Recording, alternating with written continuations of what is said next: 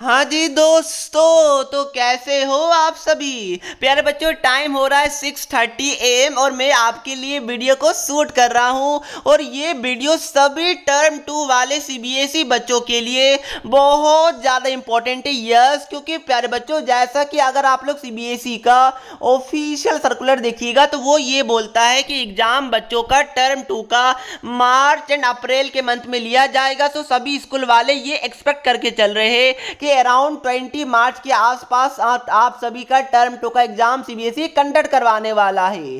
But बहुत सारे schools के प्रिंसिपल्स एंड स्कूल्स के टीचर ने CBSE को लेटर लिखना स्टार्ट कर दिया है, जिसमें वो रिक्वेस्ट कर रहे हैं कि कम से कम बच्चों का टर्म 2 के एग्जाम को मिड अप्रैल तक शिफ्ट किया जाए। यस, यानी कि मिड अप्रैल से पहले बच्चों का टर्म 2 का एग्जाम कंडक्ट नहीं करवाया जाए।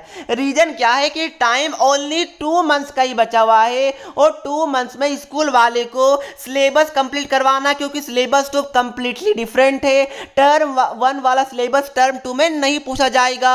नॉर्मल ईयर में क्या होता था कि एंड वीक ऑफ दिसंबर तक सभी स्कूल वाले ऑलमोस्ट बच्चों का जो सिलेबस है उसको कंप्लीट करवा देते थे। बट इस बार दिसंबर एंड होने वाला है, बट अभी तक बच्चों का एक चैप्टर भी टर्म 2 का कंप्लीट नहीं हो पाया है। आई नो कुछ स्कूल में उन्होंने टर्म 1 में ही टर्म 2 का कुछ चैप्टर करवा दिया था, वो अलग बात है। बट मैक्सिमम स्कूल्स की मैं बात करूं तो टर्म 2 का अभी तक एक भी चैप्टर कंप्लीट नहीं हो पाया है और क्लास 12th वाले बच्चों का तो ऑलरेडी एग्जाम ऑन गोइंग है। सो प्यारे बच्चों, इसको देखते हुए जो नॉर्मल ईयर में दिसंबर में सिलेबस खत्म हो जाता था, बट इस बार दिसंबर में सिलेबस स्टार्ट तक भी नहीं हो चुका है, एक चैप्टर भी कंप्लीट नहीं हुआ। तब समझ सकते हैं कि टाइम कितना ज्यादा कम है। तो इसके बाद इतना ही नहीं, इसके बाद जो आपकी स्कूल वाले हैं उनको प्रैक्टिकल्स करवाना पड़ता है, प्रोजेक्ट करवाना पड़ता है, प्री बोर्ड करवाना पड़ता है। तो प्यारे बच्चों ये सभी में तो टाइम लगेगा। तो इसका टाइम कहां बच रहा है अगर एग्जाम 20 मार्च के आसपास स्टार्ट होगा, क्योंकि स्कूल वाले सिलेबस कंप्लीट करवाए या बच्चों का प्री बोर्ड ले या फिर बच्चों का प्रैक्टिकल करवाए, बच्चे को प्रोजेक्ट बनाने के लिए बोले या फिर बच्चे को ओवर बर्डन डाल दे। अरे भाई बच्चे तो है, कितना बर्डन एक साथ सहेंगे। तो इसी चीज को ध्यान में रखते हुए अगर कम से कम आप सभी का एग्जाम मिड अप्रैल तक पोस्टपोन हो जाता है या फिर शिफ्ट हो जाता है तो यकीन मानिए सभी स्कूल सभी बच्चों के लिए ये बहुत ज्यादा बेनिफिशियल होगा। यस, क्योंकि जितना टाइम मिलेगा, क्योंकि टाइम आपका है कहां, बच्चों का टर्म 1 का एग्जाम बहुत सारे बच्चों का अच्छा नहीं गया तो टर्म 2 में उसको मेकअप करना है ना, तो मेकअप कैसे होगा, तब टाइम रहेगा तभी तो मेकअप होगा। तो हम भी CBSE से ये रिक्वेस्ट कर रहे हैं, हम भी लेटर लिख रहे हैं। तो मैं वीडियो में आगे जाऊं आपको और डिटेल में बताऊं, उससे पहले चैनल को सब्सक्राइब करके हमारी फैमिली का हिस्सा बन जाइए। और उससे पहले एक अच्छे स्टडी एप्लीकेशन के बारे में बताना चाहता हूं।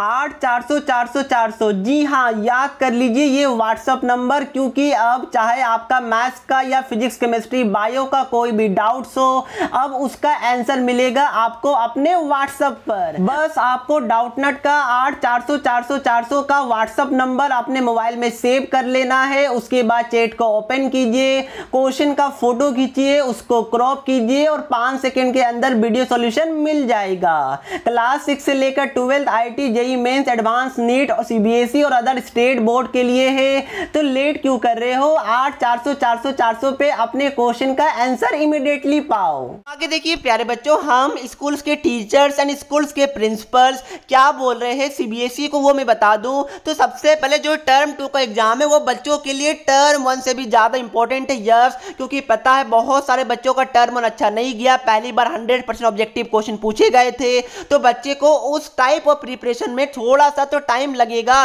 तो इसके कारण भी बहुत सारे बच्चों का एग्जाम अच्छा नहीं गया टर्म 1 वाला।